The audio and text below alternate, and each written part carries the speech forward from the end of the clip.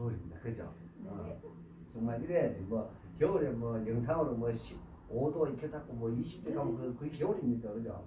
겨울 같은 겨울인데. 근데 날씨가 이렇게 오락내락 심할 때는 특히 감기 조심하셔야 합니다. 다음 주도 있습니다. 다음 주에는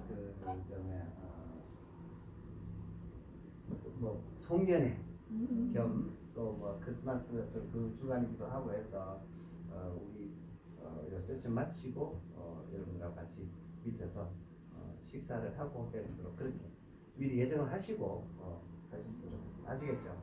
네. 아무튼 아직 한 주 남았는데요. 12월 22일 오늘이 무슨 날입니까? 오늘이 무슨 날입니까? 동지. 예, 동지입니다. 다쭉 드셨나요? 네, 오늘 동지입니다. 아무튼 자 12월 22일 동지날 세션을 시작하도록 하겠습니다. 만나서 반갑습니다. 그래서 이 회사가 이제 투자 배정을 한다. 3,500원에 이걸 이제 금감원에 신고를 합니다. 그럼 이게 언제까지 이게 해가지고 예를 들어 뭐 이정재가 뭐 100원 그리고 또 정우성이가 뭐 50원. 근데 이 회사는 상장사란 말이에요. 그러다 보니 주가가 어떻게 돼요? 주가가 폭등을 하게 되겠죠. 상관없으니까 폭등을 해도 이 사람들은 돈이 들어오고요. 그 계단 가격은 주당 가격은 3,500원. 왜? 신고를 했거든. 이게 결정가요. 그렇게 해서 이게 누가 최대 주주가 되느냐? 이정재가 최대 주주가 돼요. 무슨 말인지 이해되시죠? 그래서 얘가 회사의 최대 주주지만 그 회사를 움직이는 사람은 다른 사람일 수 있죠. 그렇게 해가지고 이런 사례들이 한 10년도 넘었습니다. 키스트라는 회사가 배영준이가 인수를 한 엔터테인먼트 회사였어요. 그게 SM으로 들어가고 SM의 자회사가 키스트고요. 그 키스트가 현재 코스닥에 상장이 되어 있는. 그래서 이런 개념으로 갑니다. 그래서 아무튼간에 이게 엄청나게 많이 올랐는데요. 주가는 많이 올랐는데 그러면 약 한 7배 정도 있단 말이죠. 7배에서 9배 정도. 그렇게 했는데 보통 보면 그 가운데 신고를 해가지고 최대 주주 이렇게 되면 이게 그 보호해수라 해가지고요. 이 3자 배정 물량을 언제까지 팔지는 못하도록 시키면 묶어버려요. 무상이 되시죠. 근데 예를 들어서 이 가격에서 뭐 그냥 500만 유지를 해도 1년 뒤가 되면 얼마가 돼요? 이게 500억이 됩니다. 이해되시죠? 그래서 이런 기업에 대해서 그 다음에 자 이런 3자 배정 유상증자를 할 때 이건 이제 안으로 들어가 보면요 무조건 소재를 가지고 합니다. 그냥 하지 않습니다. 아시겠죠? 그래서 어떤 소재가 있습니다. 쉽게 말하면 그 회사의 어떤 성장 동력이라고 할 만큼 그런 기업에 돈 들어가면 어떻게 돼요? 경쟁이 있어져요? 없어져요? 있어지죠? 그럼 주가 올라가요? 내려가요? 이해되십니까? 자신이 있기 때문에 투자하는 거예요. 그래서 토탈 해가지고 약 한 200억 정도 들어와요. 200억 정도 이 회사에. 그러면 3자 배정 유상증자가 됐다 이렇게 되면은 그 회사의 자본금이 어떻게 돼요? 이 원래 액면가 500원짜리야. 500원인데 3,500원에 들어오면 이 500원에 해당되는 금액 200억에서 500원에 해당되는 그러니까 여기에서 이게 7배잖아. 그죠? 7배. 7분의 1에 해당되는 금액은 자본금이 더 올라갑니다. 아시겠어요? 그 예를 들면 210억 잡읍시다. 그러면 이 회사 이 A라는 이 회사의 자본금이 얼마가 올라가느냐? 30억이 증액이 됩니다. 자본금이 올라갑니다. 그럼 나머지 37이 21, 7배, 7배니까 30억 빼버리면 얼마죠? 180억이죠. 이 180억은 자본 외수익으로 잡힙니다. 계정에. 이렇게 잡힙니다. 이걸 가지고 뭘 하느냐? 투자를. 이해되세요? 이게 3자 배정 유상증자라는 프로세스입니다. 이렇게 해가지고 그러니까 결국에는 30억만 자본금으로 들어와가지고 이 금액으로 3,500원이라는 이 금액으로 해서 들어와가지고 그러다 보니까 이정재가 최대 주주가 돼요. 회사를 창업을 하는 거가 틀려요. 그리고 여러분들은 잘 모르시겠지만 제가 서울 가서 뭐하고 돌아다닐 것 같아요?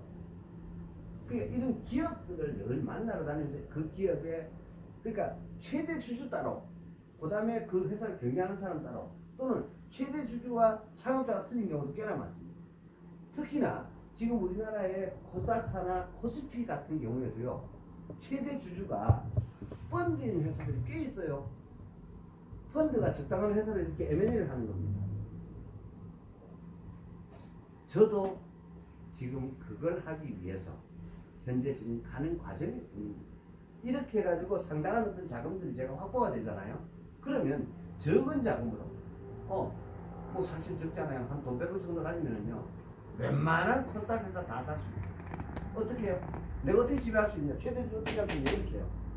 3자매 정도입니다. 근데 문제는 당연히 뭐가 소재가 있어야 되겠죠. 그냥 투자하지 않아요. 이정재나 정우성이라는 이런 사람들이 자신이 있으니까 이렇게 돈을 투자할 거 아닙니까? 무슨 말인지 이해되십니까? 그리고 여기에 또 많은 기술들이 있습니다. 야 이정재가 무슨 현금이 100억에 있을까? 이렇게 생각하잖아요. 아니에요. 이게 또 기기묘묘한 방법들이 많습니다. 여러분들이 알고 있는 그 방법 말고도 정말 많기 때문에 그런 것까지 다 하려면 머리 아프고요. 아무튼 이렇습니다. 근데 일단은 주금, 주식 납부 금액은 그 주금이라고 하죠.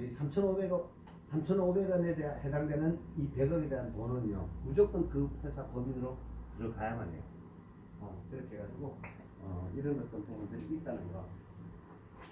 그리고 제가 이제 뭐 어저께 그저께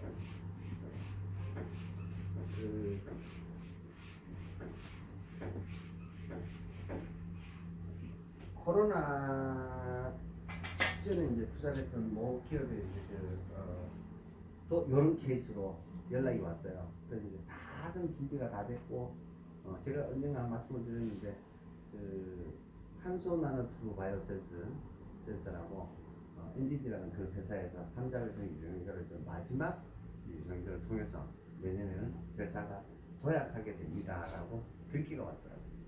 그래서 그런 것들이 비상생 기업들을 투자를 이렇게 하다 보면 그런 것들이 가면 그 제가 사실은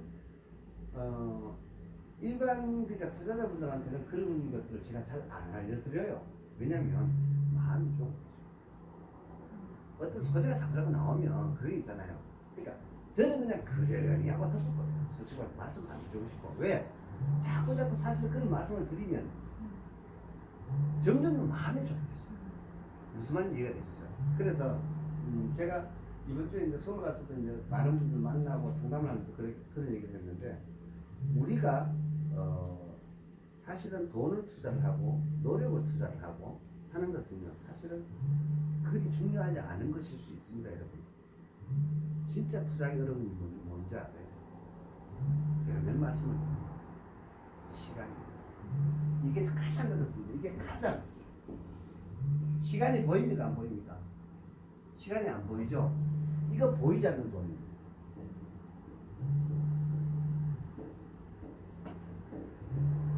정말로 그저 되는 건 없잖아, 그죠? 그래서 이게 이제 이 시간이 반드시 경과가 돼야 뭔가 결과물이 나오잖아요. 그리고 이거를 이제 기다리니까 인내라고도 사람들이 많이 표현을 하잖아요. 근데 저는 투자라는 어떤 그런 관점에서는 이 시간이다. 기간이 필요해 그게 무리가 가잖아요. 그래서 사실은 가장 어려운 투자가 뭐냐? 기다림, 인내하는 어떤 좋은 기업을 발굴하고 좋은 어떤 기회와 정보를 통해 가지고 투자를 하는 것도 중요하지만 그게 제대로 내가 목표하는 것만큼 인내하고 기다리면 정말 어렵습니다.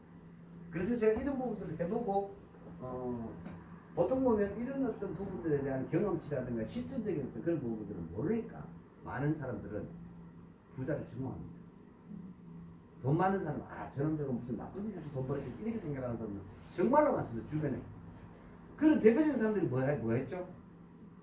그런 사람들이 뭐 했습니까? 그런 사람들이 민주화 운동했잖아요. 그런 사람들이 다 하나같이 뭐 했냐? 민주화 운동했습니다. 그렇지 않나요? 흩어지면 중리사lik하면서.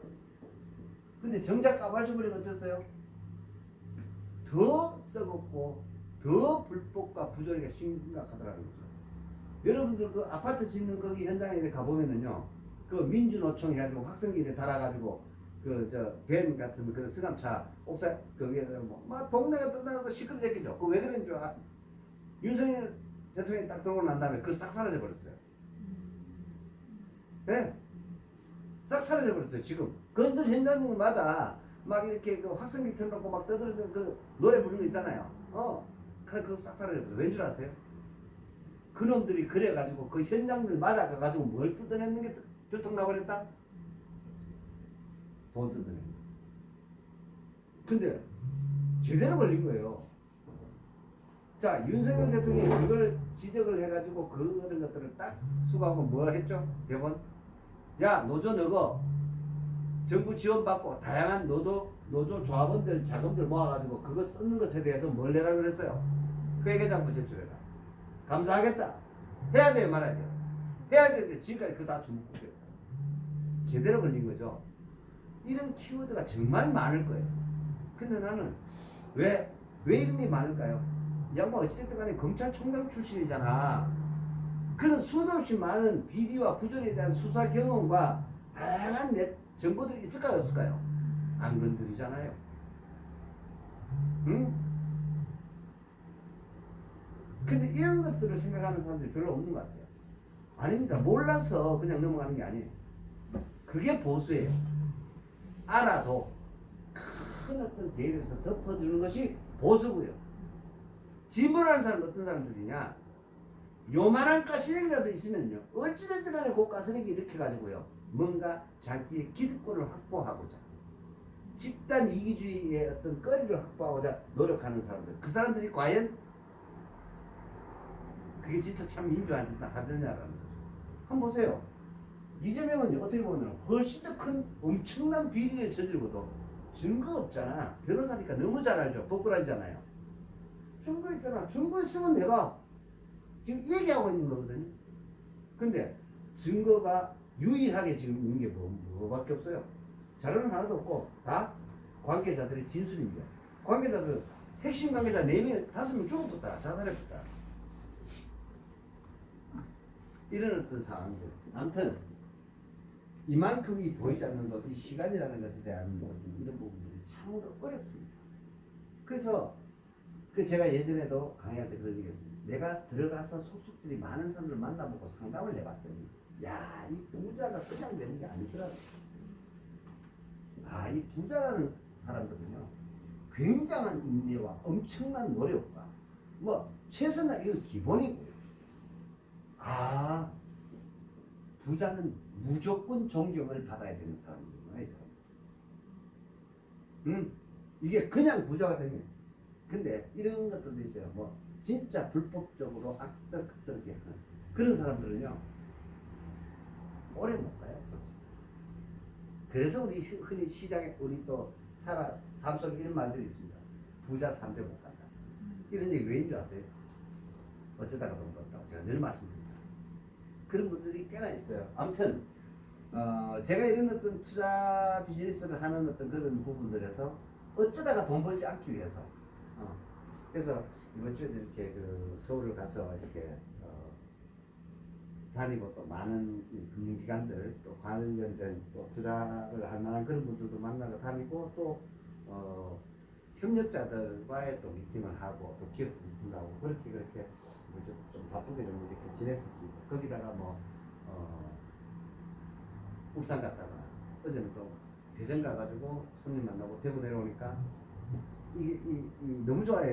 KTX에 있다 보니까. 그래서 어제 대구 도착하니까 5시에 미팅하고 대전역에서 7시 반차 타고 딱 내려오니까 8시 11분이더라고요. 그렇게 하니까 기차로 왔다 갔다 너무 좋아요. 그래가지고 이게 좀 너무 좋은 것 같아요. 요새 이제 제가 딱 느끼는 게 어디 식당 이런 데서 약속을 하거나 어디 커피숍 이런 데 약속을 하는 게 아니라 KTX 역사가 너무 좋은 거예요. 그러니까 서로 좋은 거야. 너 어디로 와? 그럼 나도 어디로 가고. 그럼 그 역사에서 미팅을 하면은 너무너무 좋은 거야. 그래서 이거 너무 괜찮다. 그래서 울산역에 제가 작년에도 말씀을 드렸는데 롯데가 울산 역세권 개발을 하려고 하다가 신동빈의 재판이라는 이런 문제 때문에 그게 무기한 딜레이가 되는 바람에 거기에 이 태왕에서 오피스텔 100%다 분양했다가 졸지에 됐다 해요. 물량이 50% 이상 나오고 그걸 NFT를 좀 어떻게 좀 처리할 수 있는 방법이 없냐라고 의뢰를 제가 받은 적이 있었습니다. 근데 아무튼간에 지금도 거기를 가보면 M 컨벤션이라고 있어요. 근데 좋아요. 어찌됐든 왜 그게 이제 공실이 너무 많다 보니까 커피값도 싸고요, 주차하기도 너무 좋고요. 그 울산역에 내려가지고 조금만 걸어가면은 그게 있더라고요. 그러니까 거기 지금 현재로는 그게 그냥 주일날 주차하기 너무 좋으니까 뭐 하기 좋아요? 결혼식. 지금 결혼식만 쓰고 있는데 나머지들은 전부 다 텅텅비가 유일하게 커피숍 하나 있어요. 그게 아마 그게 다 차가는데 몇 년이 걸릴 겁니다.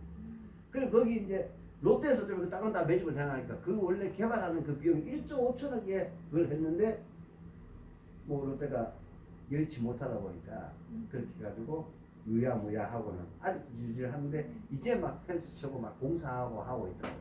계획은 이미 뭐그 인허가까지 다 받은 상황이었어요. 그래서 이게 많이 늦어지는데 그렇게 하는 중에 뭐가 됐죠? 건설 자재, 인건, 그 다음에 건설 비용 자체가 근본적으로 엄청나게 뛴 거예요. 그러면 1.5조 예산 들였다가 이제 3조를 들여 지어야 되는 그런 입장이니까 롯데 돈 없잖아. 그 다음에 시장 상황도 불투명하잖아. 그러니까 그 속도 날 수 있겠어요? 없겠어요? 없겠죠. 그래서 시기, 시간, 시기 이게 정말 중요합니다. 진짜 중요합니다. 그래서 이런 어떤 부분들 제가 늘 말씀을 드리지만 내가 딱 처해 있는 입장에서 하지 말아야 되는 일에 대해서는요 하지 않는 용기를 가지셨으면 좋겠어요. 지금은 뭐 하는 시기가 아니다. 그러니까 지금부터 어떻게 보면 정말 핵심적이었던 그런 부동산들은 조금 투자 목적을 하지 마세요. 이번 주에 나온 뉴스들 여러분들 제가 써머리 좀 했는데요. 제가 말씀드렸던 내용들이 실질적으로 이제 다들 나오고 있고 그런 부분들에 대해서 제가 좀 말씀을 드릴 거예요. 거기다가 제가 이번 주에 어떤 분이 또 저를 찾아왔냐면 소개로 왔어요. 여러분들 네이버에 들어가서 하이리스 임플란트라고 검색을 하면 돼요. 이런 것들이 저한테 옵니다. 참 돈이라 하는 게 그렇게 됩니다. 제가 이런 부분들을 미리미리 말씀드리는데 진짜 좋은 어떤 결과가 있더라도요. 너무 있잖아요. 돈에 대해서 그렇게 생각하지 말았으면 좋겠습니다.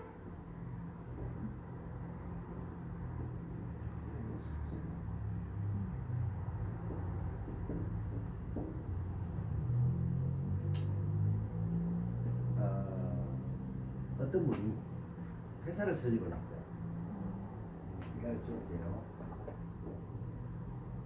블라트 회사를 설립했는데 설립할 당시에 A라는 사람이 돈이고 뭐고 돈, 기술 이걸 다 됐어요.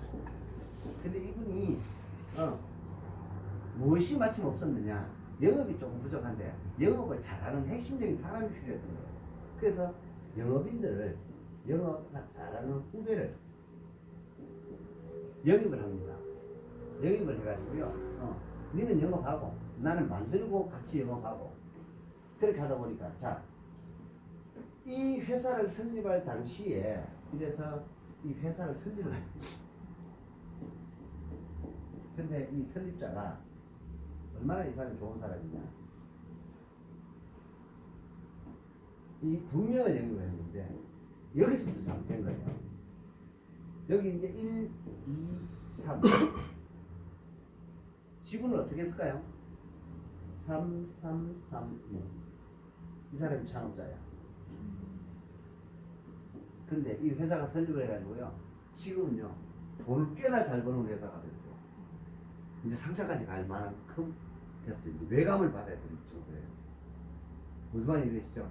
그렇게 하니까 굉장히 돈을 이제 잘 벌게 되더라고요. 그럼 어떻게 됐을까요?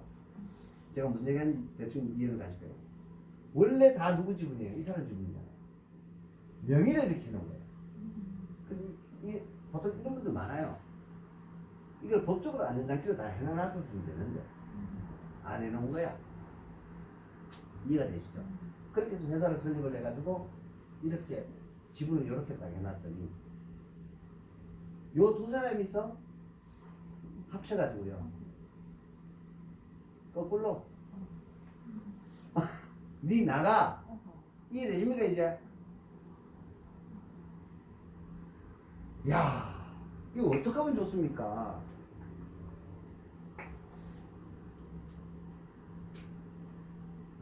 제가 비상장 주식 투자 그 판매하는 회사를 통해서 한 4년 됐죠. 광주의 어느 업체가 내 후배가 거의 관련되어 있고 이 친구가 자살하겠다 하는 바람에 제가 이제 그렇게 해가지고 어떻게 그에 대한 이제 최종 소장을 한 장 써준 적이 있었습니다. 원래 그런 거 의뢰 받으면 돈 많이 받습니다. 돈이 무려 146억이 이용을 당했는데 도대체 어떻게 이용을 당한지를 전혀 모르시는 거야. 그렇게 해가지고 거기 뭐 이렇게 하여튼 영업 본부장 이런 사람들 제가 다 오락해가지고 각서 다 받고 인감증 다 받고 해가지고 그렇게 해서 제가 거기에 대한 어떤 솔루션을 제시한 적이 있었습니다. 근데 6개월 이상요 거기 제가 매달려가 있었는데 그리고 후배 때문에 아주 쪼매받고 제가 해둔 적이 있었습니다. 이것도 지금 그런 건입니다. 제가 이런 건들이 아주 워낙 독특한 건들을 잘 이렇게 저를 하다 보니까 자 이거 어떻게 할까요 이거? 머리 아프겠죠 이거 진짜로. 진짜 이 머리 아픕니다. 아무것도 없어요. 아무것도. 거기다가 정말 이 양반이 너무너무 좋은데 그냥 뭘 어떻게 해드렸습니까? 뭘 원하세요? 이걸 뺏으라는 얘기도 아니에요. 이분이 뭐라고 얘기를 하느냐? 그러니까 이분이 좋은 사람 맞는 거예요.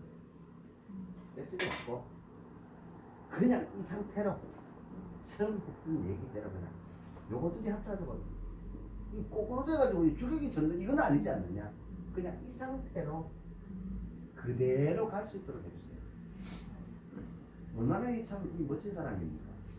이 안 그런 사람도 많거든. 버튼 이 정도 되면요. 그러니까 진짜입니까? 또 물었어요 제가. 진짜입니까? 제가 지난주 강의 끝나고 난 다음에 저녁에 여기서 미팅을 시작해가지고요. 밤 9시 반까지 미팅했습니다. 내가 진짜요. 자기가 이렇게 되니까 입장만 가는 거 이 정도면 화나요 안 나요?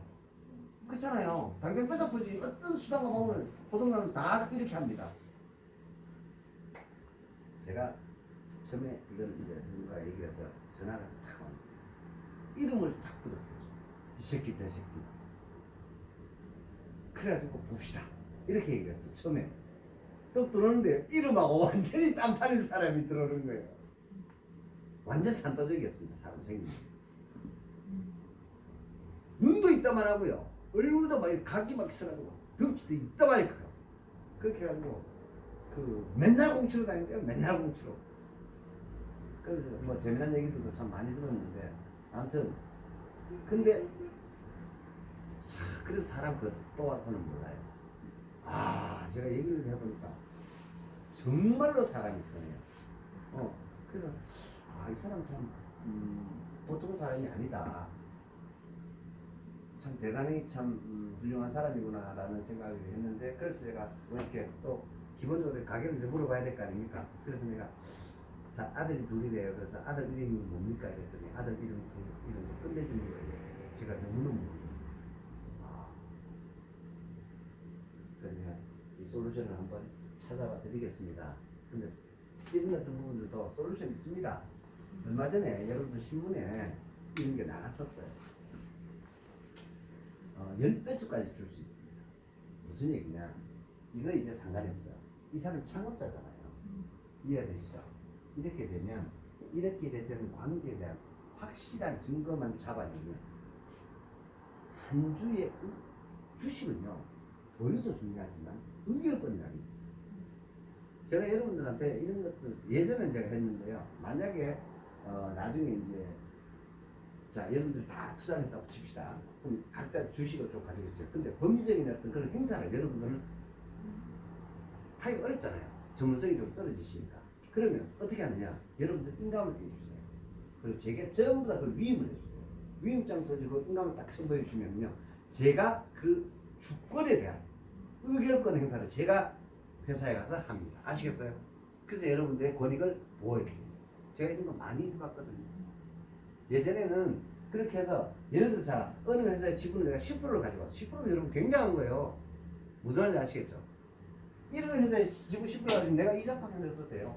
안차는 야 그냥 월급 주고 요 돌아가나? 그럼 걔 보고 일일이 다 회사의 일거수일투 내가 감시 감독을 다 할 수 있어요. 근데 내 혼자 1%밖에 안 되는 거야. 근데 1%짜리가 10명이 있는 거예요. 이해되시죠? 그럼 나 어떻게 한다? 의결권을 지라고. 주식을 달라는 게 아니에요. 이해되시죠? 한 주당 동일한 비율로 주권을 행사할 수 있는 권한이 있습니다. 그걸 의결권이라고 해요. 그 의결권이 문제예요. 3주 전에 한국인 컴퍼니가 왜 지금 형제 난으로 서로 그 지분 경쟁하고 난리잖아요. 그죠? 그래 주가가 막 오르락 빙락을 걷어가고 뭐 이렇게 했는데 결국에는 그 둘째 아들이 또 이긴 것 같아요. 뭐 그렇게 해서 뭐 주가가 다시 내려오고 뭐 이렇게 하는데 아무튼 그런 어떤 부분들에서 복수 의결권이라는 제도가 있습니다. 그게 뭐냐? 창업자의 경우는요. 제가 이런 회사가 있었습니다. 2016년도에 제가 지금 서울도 써 있는데요. 솔전트라는 회사를 들어갔는데요. 이 회사의 창업자가 얼마나 참 헌신적으로 이 기업을 키우기 위해서 애를 썼느냐. 창업자가 지분이 한 개도 없어요. 저는 그런 회사 처음 만나봤어요. 창업자 지분이 1도 없어요. 왜요? 그 회사를 발전을 시키기 위해서 자기 주식을 팔아가지고 이 양반이 그런 데서 놀랐던 거예요. 기업 가치가 그 지분을 팔아가지고 그 돈을 다 회사에다 갖다 해가지고 개발비를 쓴 거예요. 나중에는 주주는 쭉 있는데 이해되시죠? 정작 창업자 지분이 하나도 없는 거예요. 그래서 제가 그때 주총을 처음 한 2016년이니까 그때 이제 여행을 왔다 갔다 하는 중에 누구 소개를 이제 그 회사를 알게 됐는데 그렇게 소주한테 투자다고 이랬었어요. 그래서 그 주주에게 그 주총에서 이제 우리 그 개미 투자자들이죠. 그렇게 해가지고 공모 지분을 의결했습니다. 5%를 10시간으로 내놔가지고 그 지분을 주는 거예요. 무슨 말인지 이것도 가능합니다. 왜? 주식들 의결만 하시면 다 돼요. 법인이 약간 주식회사는 그런 것이에요. 그러다 보니까 창업자에게 의결권을 주식을 달라는 게 아닙니다. 네가 갖고 있는 주식은 한 주당 10배의 의결권을 주겠다라고 정말에다가 납치할 수 있어요. 그걸 복수 의결권제라고 해요. 이게 법으로 2023년 11월 17일부로 법이 발효가 됐습니다. 네. 그래서 내가 너무 놀라는 게 이거를 나한테 가져 솔루션을 찾아달라는 거예요. 그래서 얼마나 법과 제도를 많이 알면 이건 돈이에요. 그래서 그와 관련된 다양한 그래서 이게 이제 법무사, 회계사, 세무사 뭐 한두 놈 불러야 될 일이 아니에요. 그렇게 해가지고 첫째는 솔루션 찾아야 되고요. 그렇게 해가지고 그걸 찾아가지고 그걸 이제 법리적으로 다 갖춰줘야겠어요. 그렇게 하면 이러면 이제 컨설팅 이렇게 해서 하면은 한 장 내지 두 장을 제가 봤습니다. 맞잖아요. 있다 없다를 주잖아요. 자 이게 이렇게 되면 이게 회사가 있어 없어요? 이 사람한테는 없는 거잖아. 근데 이거 무난하게 정리해주면 있는 게 되죠. 그럼 제가 뭐 한의역 받으면 이거 돈도 알죠? 한 장 1억이에요. 한 장이 왜? 내가 한 개, 한 장 이렇게 편하게 1억입니다. 저 146명 저런 건 있잖아요. 하나 오잖아요. 저거 내가 소장 한 장 이렇게 A4 용지로 딱 하나 써주잖아요. 왜? 사기를 당했는데 어떻게 당한지 모르죠. 근거를 잡지를 못하는 거예요. 이런 것들만 변호사도 못해. 이거 회계사도 못하고요. 요거 한 장 딱 써주면은요 146명이 한 사람을 대상으로 해가지고 내가 당한 것을 정확한 근거를 찾지 못해요. 많아요 이런 거. 특히 다단계 네트워크 사기당한 사람들 있잖아요. 그러면 140명이 이거 1억 받아도 돈 필요가 안 많아요. 한 사람 앞에 100만 원 받잖아요. 그래도 146명이면요 1억 4,600이에요. 뭐 많은 거 아니에요. 무슨 말인지 되시죠? 근데 그러한 부분들을 모르면 그걸 못 쓰는 거예요. 아무튼 이런 건이 저한테 왔었어요. 그래서 제가 그만큼 어떤 법과 제도가 어떻게 바뀌냐에 따라서 그런 부분들을 알아두면 여러분들 오늘 아셨어요, 그죠? 예를 들어서 우리 김 회장님이 지분을 만약에 뭐 여러분들한테 많이 팔았다고 칩시다. 예를 들어 회사의 발전을 하는 거죠. 근데 거기에 정관에 20%밖에 없어. 그럼 나머지 80%를 나갔어. 근데 창업자야. 근데 어떻게 한다? 내 주식에 대한 의견권은 주식수, 그치, 오케이. 10배를 의견하는 거죠. 이해되십니까? 그러면 경영권이 확실히 방어돼야 돼요. 이해되시죠? 그런 제도가 있어요. 이거 이미 이제 이런 것들이 많아요. 우리 금융 쪽에 기업이나 이런 부분에 접목시킬 것들이 정말로 많습니다. 그래서 이런 것들이 이미 선진 금융국가 유럽이나 미국에서는 다 너무도 보편화되어 있는 그런 죠. 그래서 이 창업자는 뭐를 가지고 있냐? 레코드를 가지고 있잖아요. 기업 설립부터 시작해가지고 그 기업의 모든 걸 사실 다 가지고 있는 사람이에요. 이 사람은 사실 보배야. 근데 이 회사를 발전을 시키다 보니까 빚도 내고 뭐도 내고 뭐도 내고 뭐 주식도 다 벌어주고 또 주식도 팔기도 하고 이렇게 하다 보니까 나중에는 지분이 없는 거예요. 그래 어떻게 돼요? M&A에 다야 내가 회사를 뺏길 팔이 되는 거예요. 어떻게 하면 되냐? 무슨 말인지 이해되세요? 좋은 회사 같으면은 대기업들 눈독 들여가지고 뺏어버려요, 안 뺏어버려요? 이해되시죠? 심지어는요, 그 회사 아주 좋아. 근데 이런 같은 부분들이 없어. 그러면요, 우리 한 10명 있었다 합쳐가지고 제가요, 개인 사모펀드 만들어가지고, 투자를 만들어가지고, 그 회사 내가 최대 주주가 되는 거예요. 그러면요, 제가 그때도 그런 얘기 했어요. 재밌습니다, 이거. 여러분들 돈 버는 거 있잖아요. 제가 예전에, 지금도 여기 이제 그, 화성, 2004년도입니다. 2004년도에 제가 어떤 짓을 했냐면 2004년도에 화성 산업 아세요? 제가 화성 아파트 사지만 화성 산업이라고 대구에 있는 중견 건설사예요. 지금도 화성 파크드림이라 해가지고 아파트 업체가 있어요. 화성 아파트 여러 개 있죠. 이 회사가 최대 주주 지분이 23%밖에 안 돼요. 주가가 얼마였었냐면요. 이 주가가 2,200원. 제가 이 회사 제가 인수했구나 했어요. 이거 어떻게 하느냐? 제가 2004년도에 어떤 일이죠? 제가 전국에 있잖아요.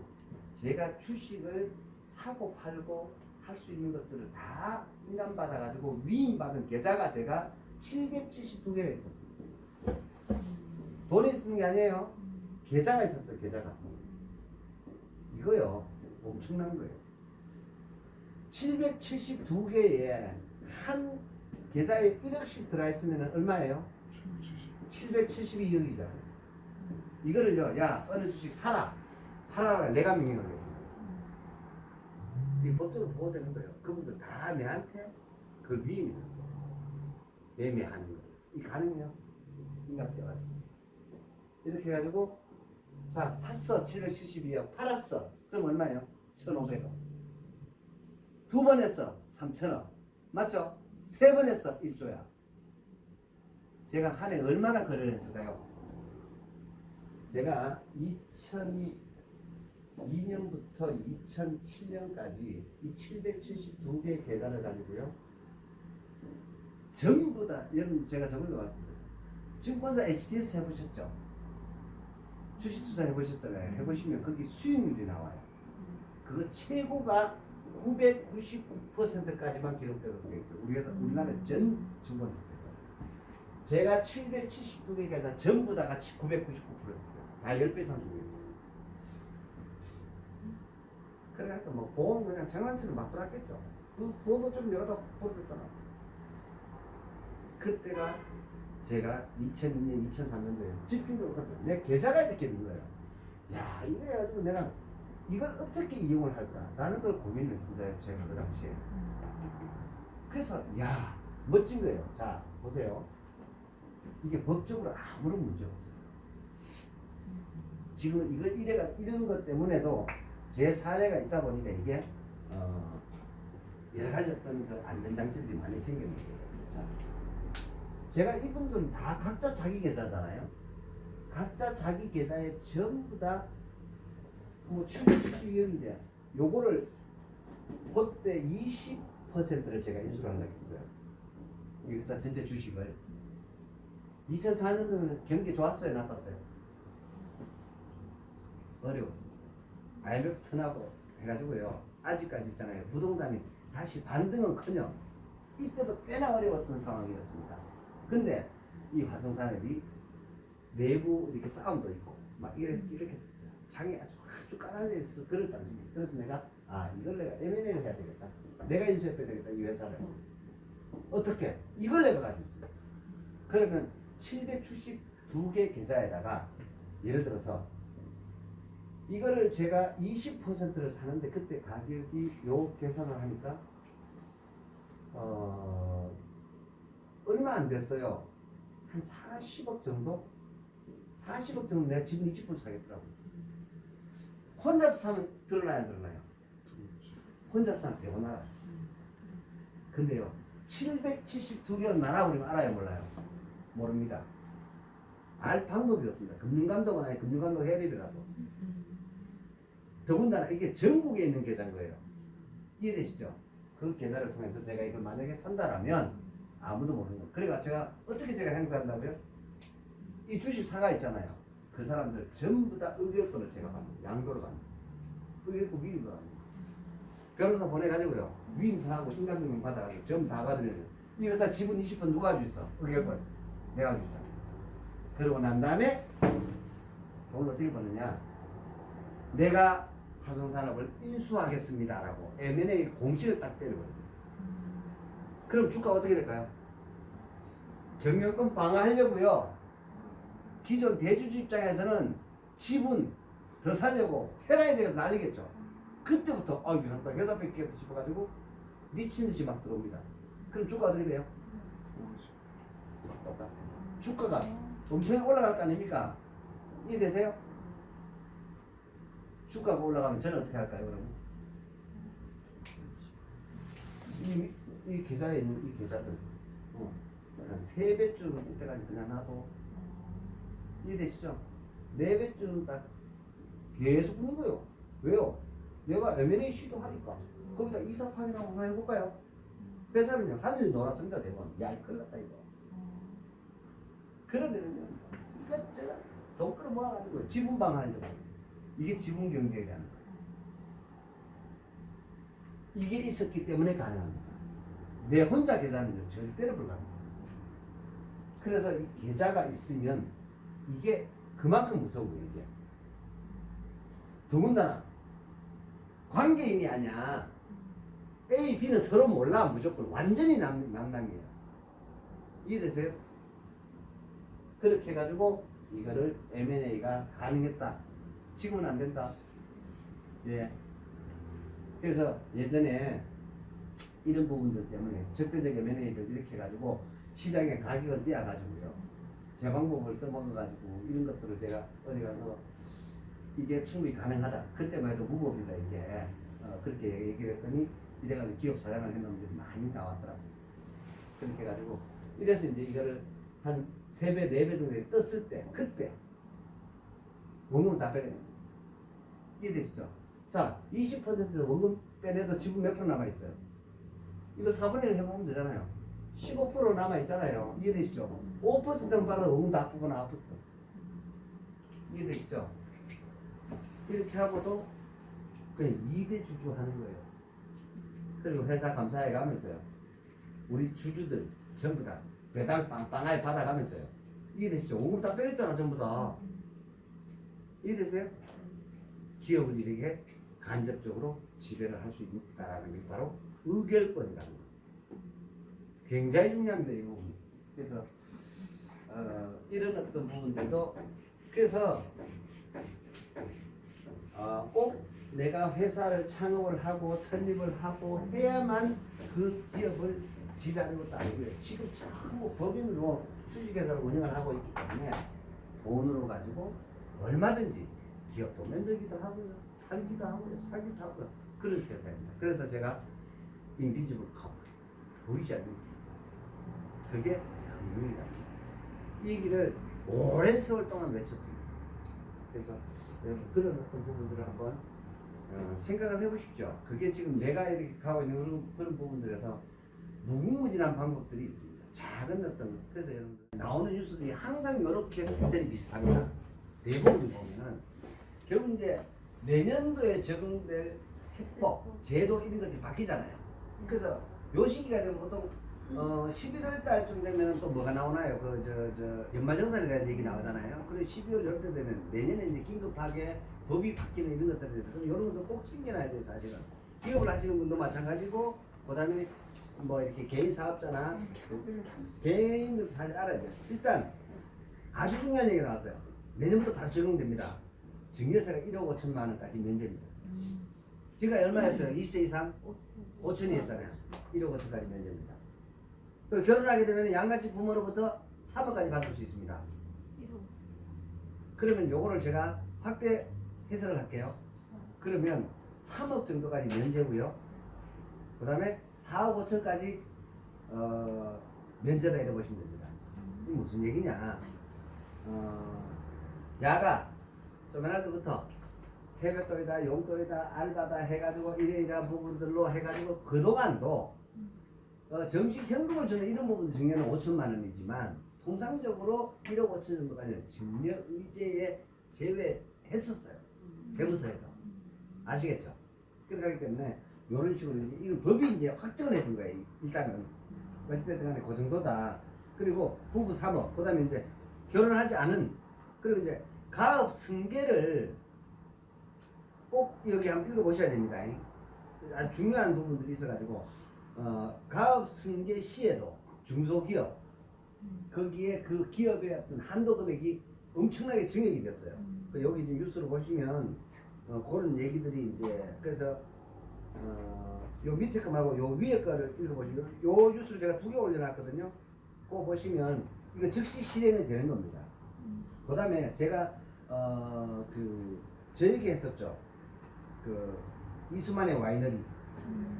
여기 보시면 이제 나와요. 1년에 여기 지금 이 뉴스 한국 부자들 한국을 떠난다 상속세 낼 바에는 탈조선 해가지고 1년에 몇 명이 가는 줄 아세요? 약 3만 명 정도가 미국으로 이민을 갑니다. 그래서 제가 말씀드렸잖아요. 2월달에 그 와이너리 그 분양 그 부분에 대해서 스타트 딱 하는 즉시요. 그냥 바로 그냥 쏟아야 될 거예요. 뭐 한 달 이래 가지도 않을 거예요. 그건요. 무조건 해놔야 돼요. 그냥 무조건 해놓으시면 돼요. 왜? 내가 해놨다가 또는요 자녀들한테요. 그냥 야 너 1,000만 원 준비해서 그거 하나 하자. 이건요 적금 넣는 거하고 비교 안 됩니다. 왠 줄 아세요? 걔가 살아가다가 미국 이민 안 가라는 보장이 있나요? 무슨 말인지 되세요? 자, 내가 그 소유권을 가지는 순간 무조건 미국에 세금 내야 됩니다. 농지비 내야 됩니다. 이런 근거들이 내가 이민 갈 때 영순입니다. 영순. 지금 트럼프 계속 강화하잖아요. 이민 오지 마라 이거지. 이해되시죠? 그래서 이런 법과 제도가 장래의 나의 삶에 어떤 영향을 미칠지에 대해서 이거 굉장히 시사하는 바가 큰 얘기입니다. 거기다가 여기 지금 보시면요. 미국은요. 여기 지금 나옵니다. 300억까지 뭐가 없다? 상속세가 없어. 이해되시죠? 없어. 그럼요. 미국 가야 될 거 아니에요? 맞죠? 맞잖아요. 그럼 미국 어떻게 갖고? 어떻게 갈까요? 이게 제일 좋은 거예요. 그러니까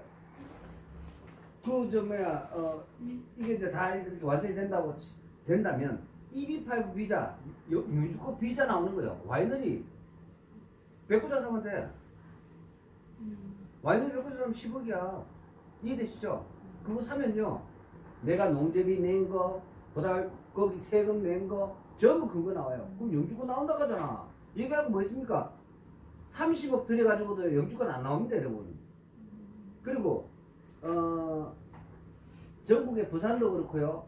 포항도 작년에 저작년에 무슨 이민공사에서 이민 설명회 하더라고요. 포항의 무슨 호텔에. 내가 벽부 붙은 거 봤어요. 그만큼 전국적으로요. 왜냐하면 이유가 이렇습니다. 우리나라가 자산 버블이 엄청 심하게 났어요. 맞잖아요. 최근에 한 5년 동안에 실질적인 가처분 소득이 늘어나는 건 아닌데 자산의 증가가 있는 부동산 버블로 인해서 그러다 보니 사람들이 좀 붕뜬 상태죠. 그다음에 저출리, 저금리 상황에서 통화량 팽창, 그다음에 또 국민소득의 증가, 개인 소득 증가 이런 것들이 사람들이 그다음에 이런 다양한 부분들, 야 보세요. 그 밑에 보시면 이런 거 있습니다. 이것도 올랐어요. 370만 원에서요. 월 424만 원을 냅니다. 내년에 건강보험료 가장 많이 내는 직장인은 누구 이래 나옵니다. 이거 보세요. 자, 424만 원. 이건 이제 그 경영 회사에서 반. 내가 내는 게 424만 원이야. 그러면 얼마를 내는다? 848만 원을 낸다 이런 뜻입니다. 근데 이거 적금되는 거예요? 아니면 사라지는 거예요? 이해되시죠? 이 나라 살겠나 이 말이지. 그것도 이게 연 424만 원이 아닙니다. 월 424만 원입니다. 제가 생각을 이렇게 해봤어요. 제가 한 달에 180만 원 당겨다가 낼 때 가만히 생각해볼까.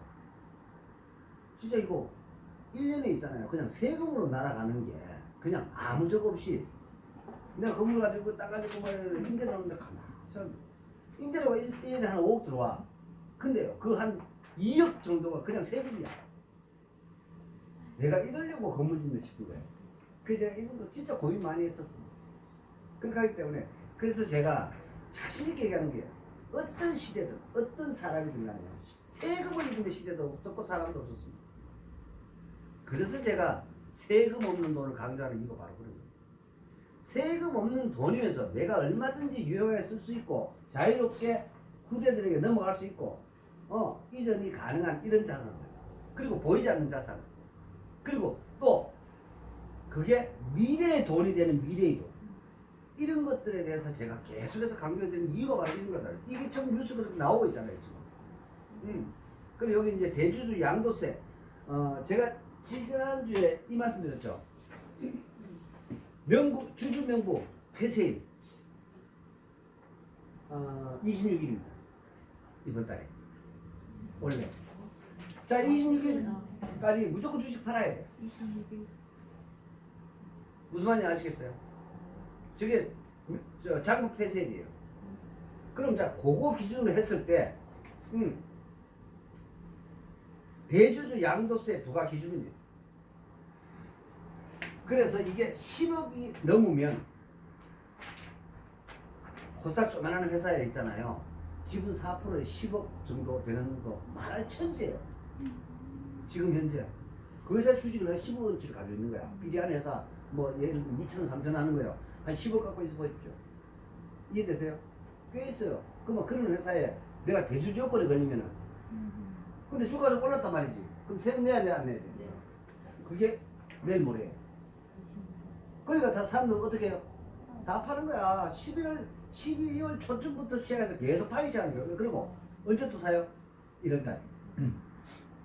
이런 짓이 계속 반복되더라는 거죠. 이게 될 일입니까? 안 될 일입니까? 그래서 이거를 그러다 보니까 늘 연말 되면 주가가 내려가. 주가 지수가 내려가. 오늘도 15% 빠지고 자꾸 내려가. 그래서 이거를 어떻게 한다? 내년부터 즉시 적용합니다. 이걸 10억이 아니고 50억으로 상향을 합니다. 그럼 팔 일이 없겠죠, 그죠? 그러면 증시가 조금 안정적이 되겠죠. 그 내용을 제가 뉴스에 올려드렸던 내용입니다. 그래서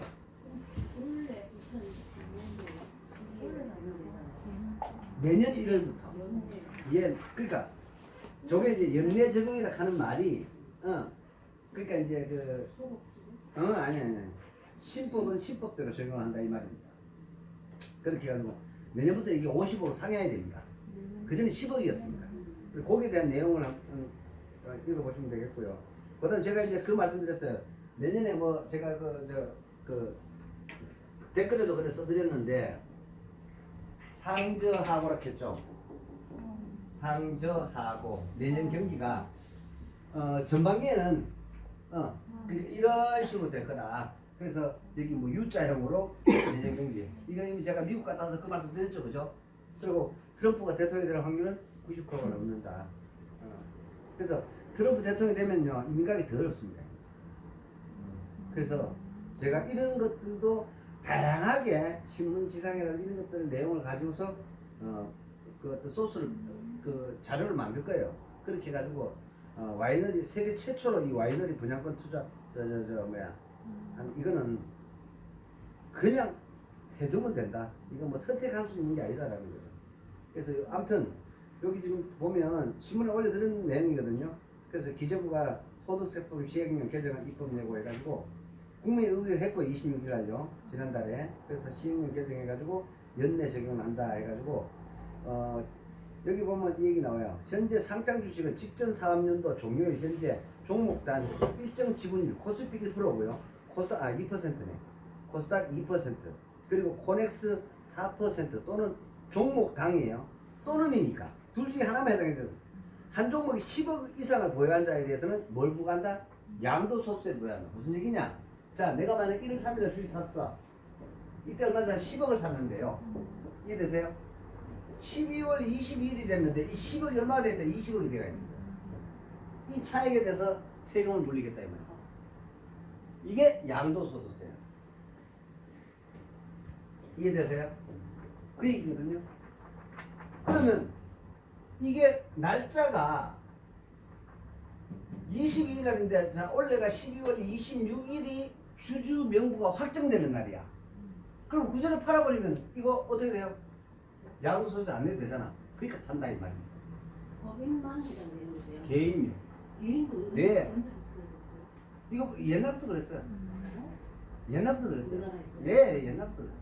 그 개미가 보통 보면 코스닥에 지분 2% 또는 10억 이상 하는 사람 별로 없어요. 그러다 보니 그런데 실제로 뭐 이런 얘기 잘 하나요? 그리고 이걸 어떻게 하느냐? 특히나 법인에서 이런 자금들이 많이 들어요. 법인에 회전 자금들이 많거든. 운영 자금들이. 그러다 보니까 대표이사가 매달 10억 정도 돌아간다 이거지. 매달 20억 정도 돌아간다 이 말이지. 이해되시죠? 근데 그 돈 사라지는 건 아니잖아. 그러다 보니까 대표이사가 지가 개인적으로 주식을 사는 거예요. 그러면 1월 3일부터 12월 20일까지는 금융감독원에 보고될 일 있어서 주주명부야. 없잖아, 그죠? 근데 이게 확정이 딱 돼버리면 어떻게 돼요? 금융감독원에 보고가 딱 됩니다. 이해되시죠? 그러면 요때 샀는 거 하고 요때 했을 때 차익이 발생할 거 아닙니까? 이해되시죠? 어찌됐든 간에 그 차익이 발생했으면 거기에 대해서 율에 따라서 세금을 부과하겠다 이 말이에요. 이해되세요? 그래서 요거를 10억에서 50억으로 올리겠다 이 말입니다. 그러니까 여기 이제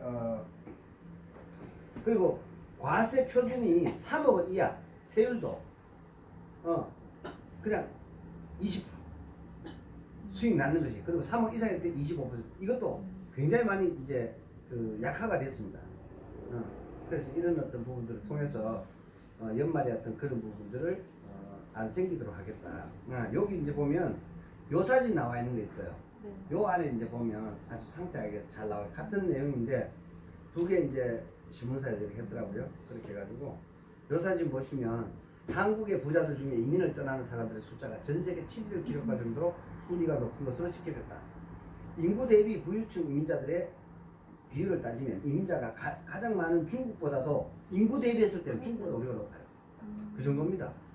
제가 미국만 말씀을 드려서 그렇죠. 뭐 브라질이다 뭐 어디다 있잖아요. 돈 없는 사람 어디로 가야 되겠노?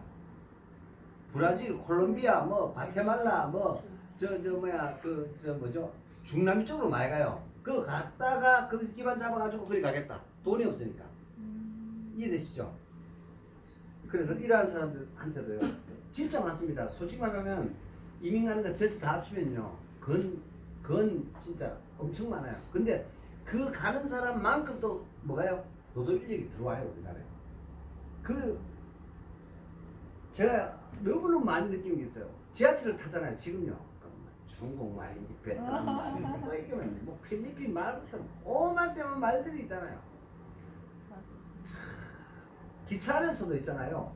통화하는 얘기 들어보면은요.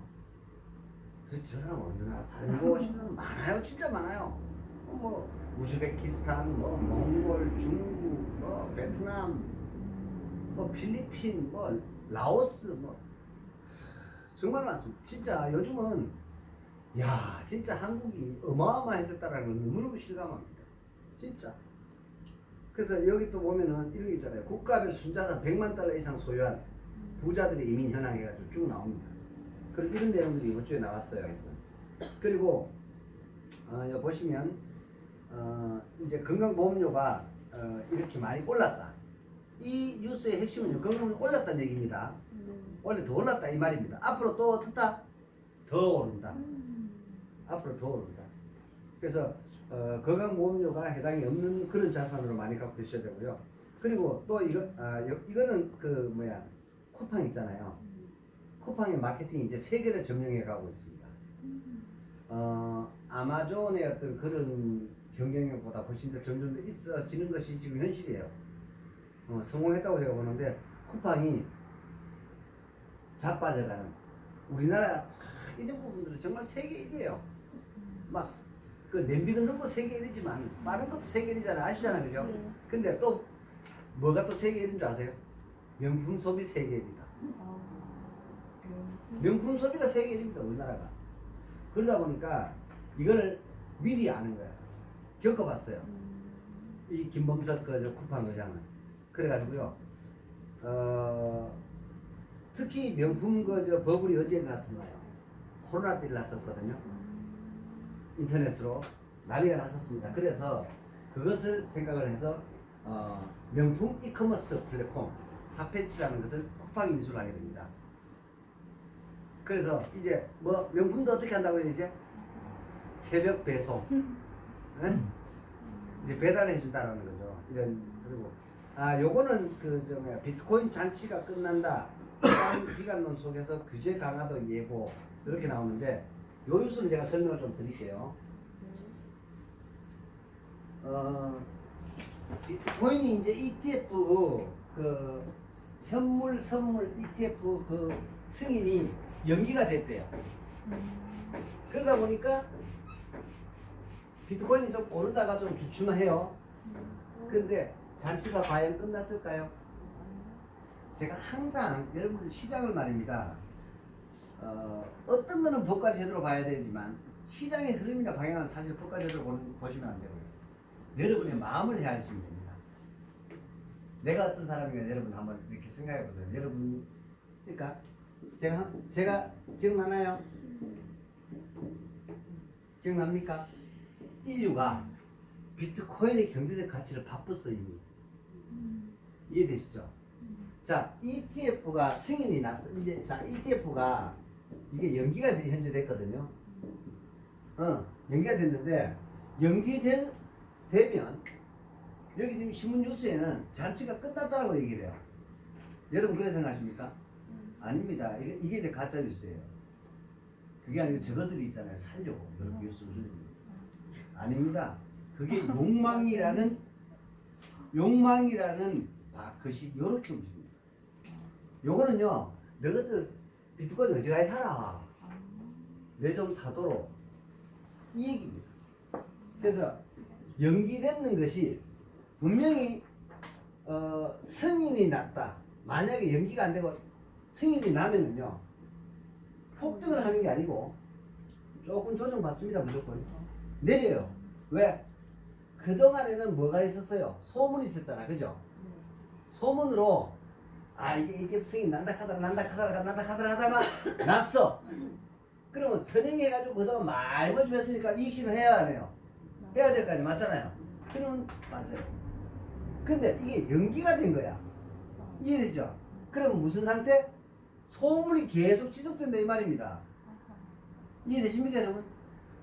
그래서 요거는 승인이 나면 폭락을 하는 부분이 있지만 이게 연기가 되는 게 폭락하진 않습니다. 심리는 어떻게 움직이느냐? 약간 실망감은 있어요. 폭락은 없습니다. 절대로. 그리고 그래 뉴스 안 나길 잘했다. 요 조정받을 때 새로운 손바뀜을 해서 이때 계속 언제까지 뉴스 나올 때까지 계속 사옵니다. 두고 보세요 여러분. 이게 시장이에요. 이게 시장이에요. 그래서 연기된 것이 비트코인의 가격에는 엄청난 호재입니다 여러분. 호재입니다. 이게 악재가 아니라고요. 이해되세요? 그래서 잇따른 비관론 속에 규제 강화도 예고 규제 이래요. 자 한번 보십시오. 계속 두드립해. 그럼 말 더 잘 들을까 더 안 들을까? 네? 이렇게 생각하시면 됩니다. 명태는 두드립하면 맛있어요? 맛없어져요? 맛있어요. 맛있어요. 그래요. 똑같아요. 똑같아요. 규제는 하면 할수록 어떻게 된다? 가격은 더 올라갑니다. 이거 여러분 최근에 여러분 시장을 통해서 여러분 알았어요. 문재인 정부의 부동산 정책은 그래서 부동산 법을 누가 일으켰다? 문정부가 일으켰다 하는 이유가 뭐예요? 계속 규제랍시고 내놓는 것이 단발 맞추기 근원적인 대책이 아니고 이해되시죠? 사실은 그렇게 규제 하면서 어떻게 됐나요? 그러면 규제 때문에 엄청나게 갚는 거예요. 맞아요? 틀려요? 이해되세요? 그래서 생각하시면 됩니다. 그래서 규제라는 그 이름, 그래서 발표, 문재인 정부에서 발표 얼마나 했나요? 1년에 보통 상반기 하면 하반기 하면 건설교통부 나와서 했어요 안 했어요?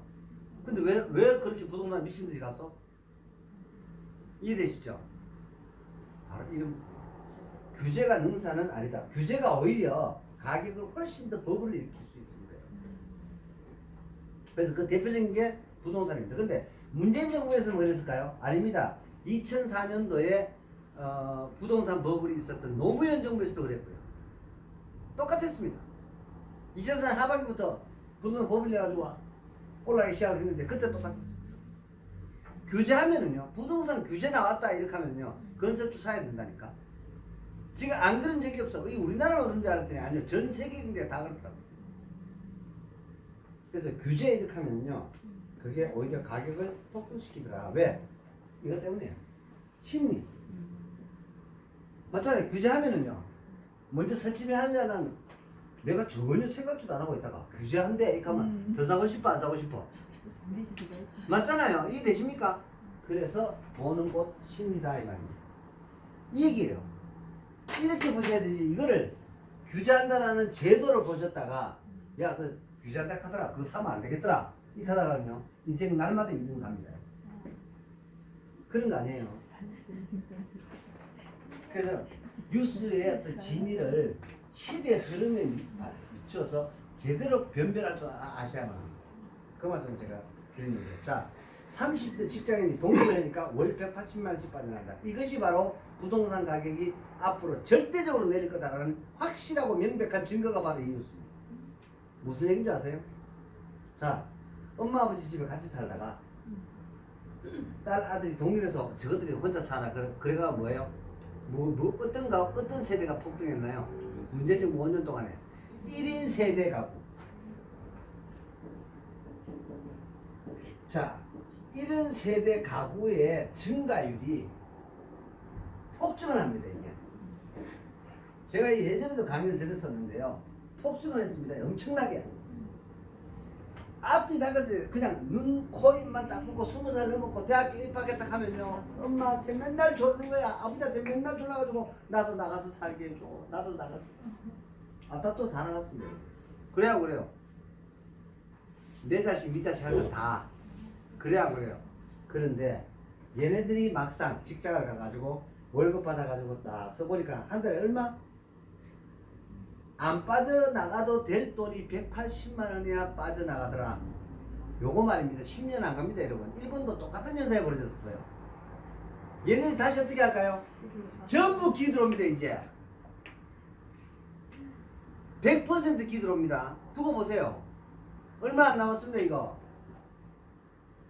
1인 가구 세대 똑같아요. 이게 뭐예요? 결국 이 심리를 보면 돈이 보인다는 이 얘기입니다. 똑같아요. 앞다투어가지고 내 친구도 혼자 산다 하더라. 야도 혼자 자고 처음에 좋아. 그런데 니 한번 살아봐라. 너무너무 불편하지. 그 다음에 돈 부족하지. 또 있습니다. 이 카드가 또 덜컥 카드 뭐 잘못 끊다고 뭐가 됩니까? 신불자 된다. 이야, 이거 장난 아니구나. 이래가지고 영신불자로 해서 인생 나라가 떨어진 애들이 한 70%, 나머지 한 30%는 정신 차리고요. 아이고 아니다, 엄마 내가 다시 들어갈게. 어찌됐든 와가지고 또 들어가겠다고 하는 거예요. 그래 들어오면 그 집 남아야 안 남아요? 남아요. 틀림없이 앞으로 일어날 일입니다. 그러면요, 부동산 가격 오른다고요? 내리죠. 또 있습니다, 여러분. 시골에 빈집이 말입니다. 내년 5월부터요. 집비하도 어떻게 되는지 아세요? 1년에 500만씩 벌금 내야 됩니다. 과태료 물립니다. 법 통과됐습니다. 자, 한번 보세요. 이제 어떤 일이 생기는가. 제가 그래서 1년에 단 200만 원도 안 나오는 돈이 5억의 뇌물이 나와 있어. 그러니까 그 손바뀜이 일어나요, 안 일어나요? 안 일어나지, 당연히. 누가 사놓고 그걸. 정작 필요한 사람도 그거 안 사게 되더라고요. 이해되세요? 그렇게 하기 때문에 이게 굉장히 중요한 얘기입니다. 그래서 여러분 꼭 합니다. 그리고 여기 보면 이거는 어디라도 다 똑같아요. 사무직은 예적금 주식, 직은 부동산으로 부를 늘린다. 그런데 중요한 거예요. 이래요. 과거보다 이 KB 부동산 그 부자 보고서에 보시면 예전하고 차이가 확연히 차이 나는 부분이 있습니다. 그 뭐냐면은 지금부터 20년 전만 해도요. 금융자산이라는 개념이 별로 없었어요. 지금은요. 가상자산 앤드 주식이 부동산 자산보다 못지않게 많아요. 진짜. 예전에는요. 이게 별로 없었어요. 주식, 은행, 예적금 별로 없었거든요. 불과 뭐 한 10% 뭐 이 정도밖에 안 됐는데 지금은 아니에요. 부동산이 한 50%, 그 다음에 은행, 그 다음에 또 은행의 적금이라든가 예금, 그 다음에 가상자산, 주식 해가지고 거의 한 30%. 나머지 뭐 기타 자산, 이런 식이에요. 이게 바뀌어져 가는데요. 선진국가들 어떠냐? 미국 같은 경우에는요, 워낙 배당 제도가 잘 되어 있다 보니까, 5대5입니다. 자산가들 구조가 전부 다 그래요. 아주 건물이 들고 뛰진 않으니까, 그것도 한 50%. 그리고 주식도 한 50%. 그래서 안정적인 배당 소득입니다. 그런 식으로 만들어진다. 우리도 그래 갈 거다. 그 다음에 제가 한 몇 달 전에 그런 얘기 했습니다. N이 달러 N이 150엔까지 그러니까 엔화 강세였죠, 그죠? 그렇게 했는데 그래서 엔화 투자할 만하다. 제가 그 말씀 드렸던 거 기억나나요? 네. 한 3, 4개월 전에. 근데 이제 내년에도 이제 반대가 되는 거예요, 이제. 그래서 이제 달러 약세 속에서 일본 엔은 오히려 강세가 되기 시작을 하고 있다. 그러면 원엔 환율은 어떻게 됐다? 올라가는 거예요. 예를 들어서 내가 만약에 900원에 사놨어. 그때 뭐 850원 켰다. 850원 엔화 저축이 지금 엄청나게 많이 늘어나가 있습니다. 왜요? 이런 거 다 알거든. 근데 가만 엔을 사놔놓고 있는 거야. 엔화 저축 통장에다가. 사놨는데 이게 원엔 환율이 1100원, 1000원, 보통 1000원, 1100원 가잖아요. 그럼 가만히 뭐예요? 15분. 이해되십니까? 왜 이런 투자들을 해야 되느냐면요. 첫째, 절대적으로 안 잡는 게 있잖아요. 가치가 변화되는 건 아니에요. 근데 수익률은 변화돼야 안 됩니다. 맞잖아요, 그죠?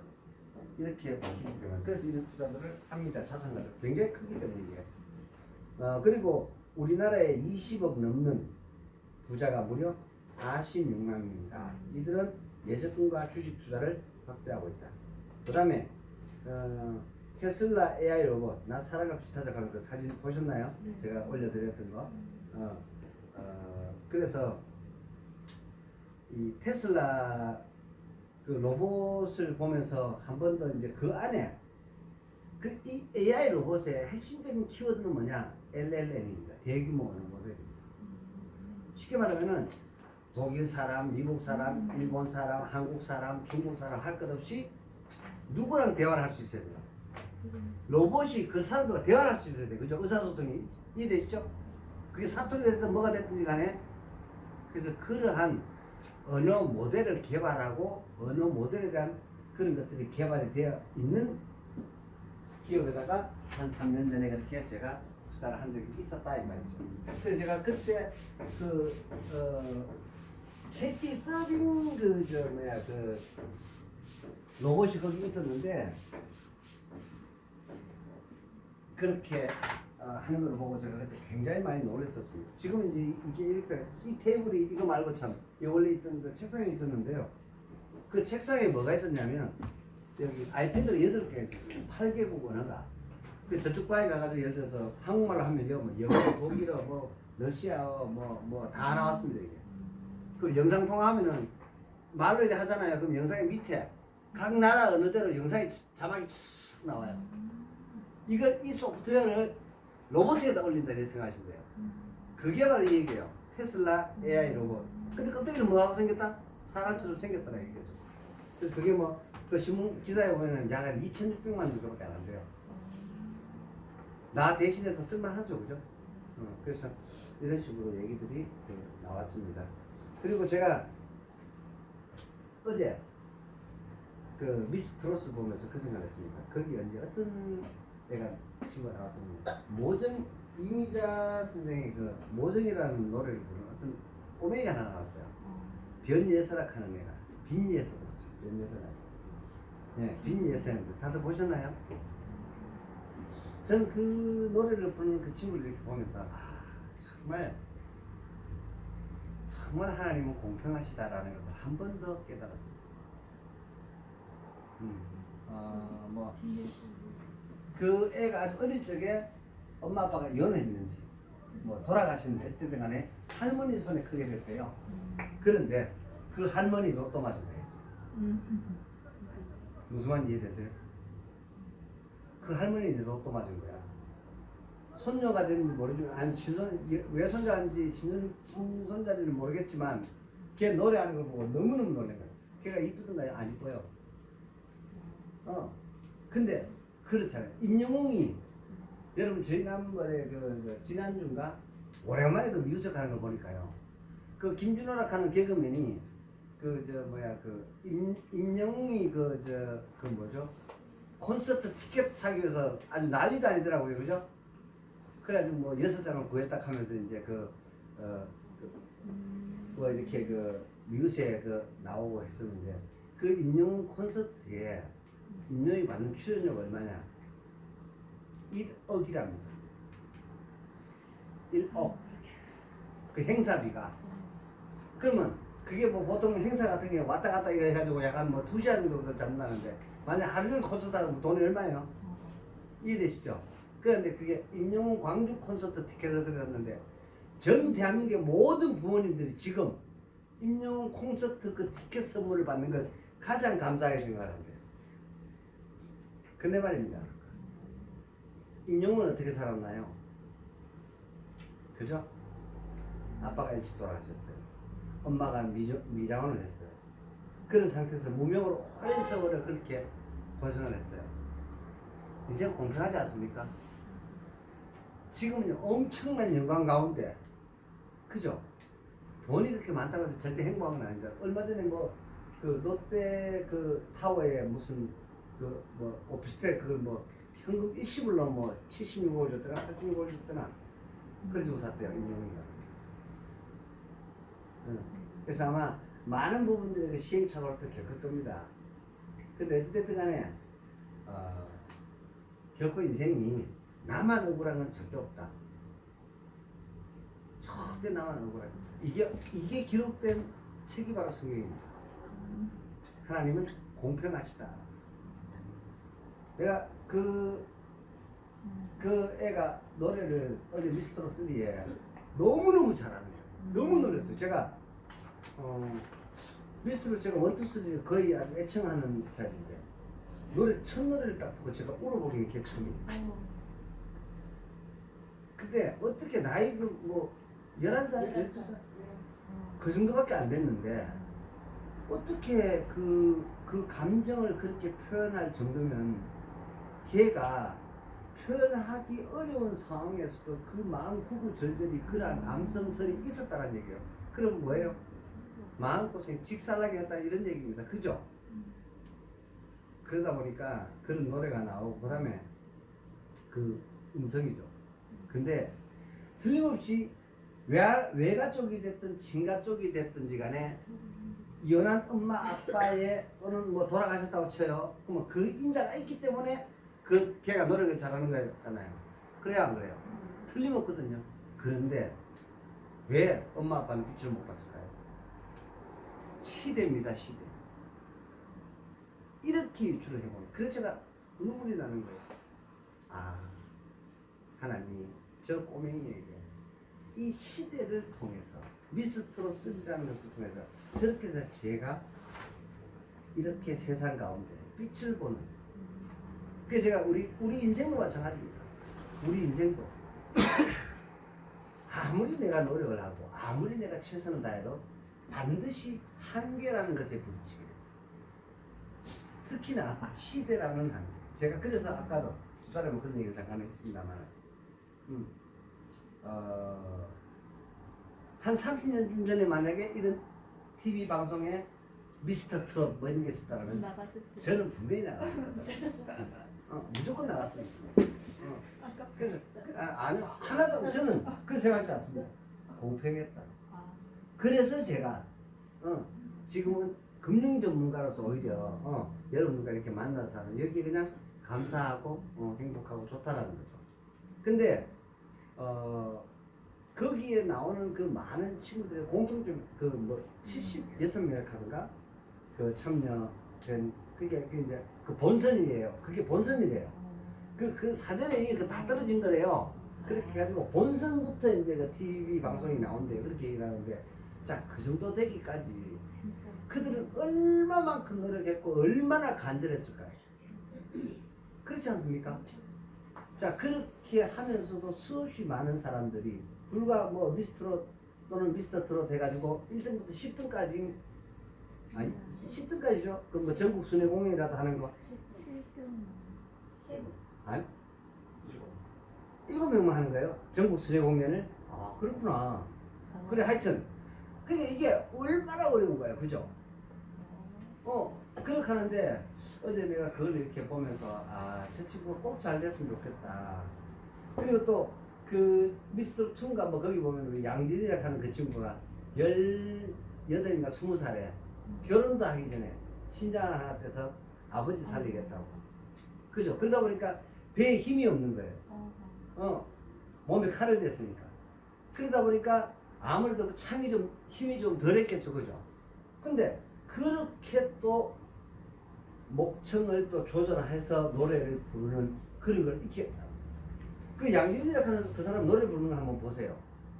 보시면 다른 사람들이 노래를 부르고 뭐 창도 마찬가지로 뭐 굉장히 막 힘을 주고 어떤 이런 건데 이 친구는 노래 조용하게 부르도 힘 줄 거 다 주고 너무너무 신기하게 노래를 하잖아요.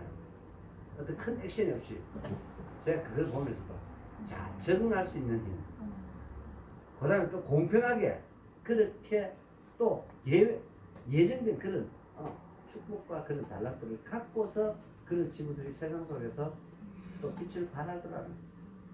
그래서 그런 부분들을 보면서 특히나 이번 주에는 제가 시간이 조금 되면 제가 다음 주에 조금 시간 좀 내서 다음 주에 이제 성탄이 지나갑니다. 인류 전부의 축제라고 하면 보통 보면 지금은 이제 성탄이 하나님께서 사람의 몸을 입고 이 땅에 오신 것을 가지고 성탄이라고 얘기를 하는데 세상은 성탄 그리스도는 온데간데 없고 예수님은 온데간데 없고 지금은 뭐가 돼 있죠? 캐롤과 그 산타크로스 그죠? 그것이 이제 부각되는 그런 시대가 되어버렸습니다. 그렇게 되어버렸는데 그래서 이제 이런 어떤 부분들을 통해서 우리가 실질적인 역사 속에서 고증된 어떤 그런 많은 그러다 보니까 사람들이 이런 얘기를 하다 보니까 성경은 이스라엘 역사다 뭐 이렇게도 얘기를 하는데 이스라엘 역사를 빗대어서 전 인류의 역사기도 한 거죠 사실은. 그래서 그런 부분들도 제가 간간히 이제 이런 말씀들을 드리는데 특히 이제 이번 주 주일날이 이브고 그리고 25일이 월요일이 이제 성탄인데 매월 넷째 주일 날은 이마트가 노는 날입니다. 그래서 그게 뉴스에 났어요. 큰일 났다. 법적으로 이렇게 돼 있대요. 이마트 문 닫는 날이에요. 홈플러스도 문 닫는 날이에요. 제가 뉴스에가 다 올려드리는데요. 그런데 전부 다 그때 뭔가를 사서 이 성탄 연휴 이럴 때 가족들하고 먹으려고 애를 쓰는데 24일 문을 닫는 거예요. 그래서 무슨 말인지 되시죠? 오늘밖에 없는 거예요. 이해되세요? 그래 24일에 이마트는 문 닫는다. 그리고 대형 마트들이 전부 문을 닫는 날이래요. 저 날이. 넷째 주 주일날이다. 근데 그 넷째 주일이 해필이면 무슨 날이다? 이브더라 이 말이죠. 네. 그러다 보니까 직원들한테는 아주 좋죠, 그죠? 근데 항상 그렇게 양면성을 가지고 있어요. 근데 내가 그 뉴스를 보면서 비상이 났대요. 아주 비상이 났대요. 이거 저도 얼마 전에 이마트 김장거리 때문에 한번 간 적이 있었는데요. 이마트 가보니까 지금도 그랬어요. 사람 어때요? 막 밀고 올라가고 밀고 내려오고 이러잖아요, 그죠? 엄청 많아요. 토요일에 이렇게 이마트 이런 데 가보면 사람들이 엄청나게 많은데 뭐 성탄 이브 이런 날은 더 하겠죠. 더 많은 사람들이 갈 텐데 아무래도 그 걱정을 했습니다. 근데 지금 뭐 신세계나 그다음에 또 뭐 홈플러스나 뭐 전부 다 할 것 없이 백화점들도 마찬가지고 다행히 이제 백화점에 이제는 보통 생활 필수품 이런 것들 없잖아요, 그죠? 백화점 별로 없잖아요. 있기는 있어도 이마트하고 이제 가격 경쟁이 비교가 안 되죠, 사실은. 그렇게 해가지고 이런 어떤 대규모 마트가 이렇게 문을 닫는다는 이것 때문에 하여튼 걔네들 상당히 그 신경을 많이 쓰고 그러더라고요. 아무튼 그래서 이번 주에 제가 특히 법과 제도가 바뀌는 걸 이번 주에 내드렸으니까요. 꼭 한번 차분히 한번 읽어보시고 거기에 대해서 여러분들이 잘 모르시겠다 하는 부분들이 있거든. 질문을 해주시고 그리고 또 그거를 이런 것들은요 꼭 익혀두셔야 합니다. 이런 것들은 그렇게 하고 뭐 이것도 이거 읽기 싫다 그렇게 하시는 분들은 방법이 없어요. 빠지지 말아야지. 그리고 이거는요 반복됩니다. 앞으로도 반복되고 그때그때의 시대 상황에 맞춰 가지고 그때그때 제가 그 말씀들을 드릴 거예요. 그래 하시면 되고 그래서 뭐 하여튼 지금 시장 그 상황도 그렇고 그 제가 뭐 이렇게 지금 이제 투자 조합을 계속 이제 바쁘게 진행을 하는데 마음은 바쁘고 사람들은 만날 사람들은 많아요. 그렇게 하는데 속도가 안 난다 생각보다. 또 왜 그러냐면 이게 연말이라서 그런 것 같아요. 확실히 거기다가 또 그 생각을 못했는데 건설회사 그 자본금 맞추는 게 12월이거든요. 그러다 보니까 더 그런 거예요 사실. 더군다나 지금 건설회사 진짜 어렵습니다. 지금 실제로 정말 어렵습니다. 건설회사들이. 그러다 보니까 그런 부분들이 대하는 지금 이제 어제 강남구 논현동에 빌딩 하나 짓는다 했잖아요. 그렇게 했는데 어제 이제 구청에다가 저걸 냈대요. 준공 검사 신청을 해가지고 내년 이제 준공이 떨어지겠죠. 한 보름 정도 걸리니까.